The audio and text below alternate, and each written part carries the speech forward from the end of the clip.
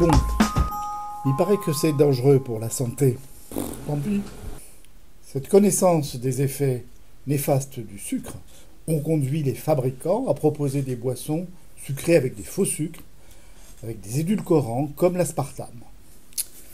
Alors où en est-on? Ça tombe bien, figurez-vous, parce que vient de paraître une étude publiée dans une grande revue américaine très sérieuse, association entre consommation de boissons sucrées et mortalité. Nous allons décrypter ensemble cette étude pour savoir ce que l'on peut en retirer. On va commencer par les méthodes. Plus de 400 000 participants ont été recrutés dans 10 pays européens. Quand ces patients ont été inclus dans l'étude, tout le monde n'a pas été retenu. On a exclu par exemple les patients les sujets qui étaient déjà malades, qui avaient des maladies cardiovasculaires, qui avaient un cancer ou qui avaient un diabète, pour ne pas fausser les résultats. Qu'est-ce qui a été mesuré? Tout d'abord, les habitudes alimentaires. Alors comment on fait pour mesurer des habitudes alimentaires? On fait de deux façons, soit par un questionnaire, assez adapté et assez fouillé, soit par des interrogatoires lors d'une consultation. Plus précisément ici, ce qui a été mesuré, entre autres, c'est le volume et le nombre de boissons de soda sucrés qui ont été absorbées pendant une semaine, puis un mois.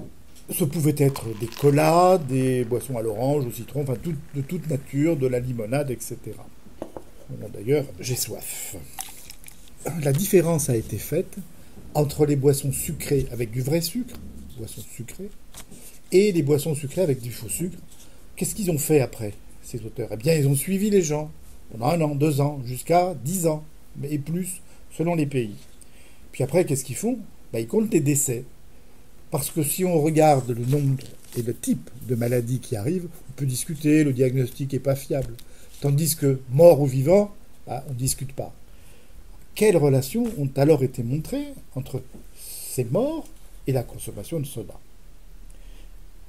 Ceux qui consommaient plus de 2 verres par jour avaient une mortalité supérieure à ceux qui consommaient moins de 1 verre, mais par mois, soit 17% de décès en plus. Mais le plus étonnant n'est pas là.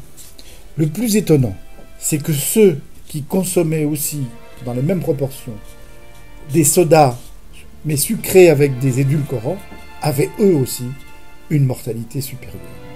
Et ça, c'était quand même assez surprenant. De surcroît, ceux qui prenaient des boissons sucrées avec des édulcorants avaient davantage de maladies cardiovasculaires. Quelles explications proposer? En premier lieu, peut-être, ceux qui sont passés des boissons sucrées normales aux boissons adoucies avec des édulcorants étaient peut-être ou déjà malades, ou par exemple avaient un surpoids et qu'ils voulaient le corriger. En deuxième lieu, il n'est pas exclu que les édulcorants provoquent en eux-mêmes une intolérance au glucose, au sucre, mais cela n'est pas prouvé. Enfin, il est possible que la prise de boissons sucrées, avec ou sans vrai sucre, soit liée à un mode de vie. Par exemple, manger des chips, rester affalé sur son canapé toute la journée, et que ce soit le mode de vie qui soit dangereux et non pas la boisson avec les édulcorants. Alors que conclure?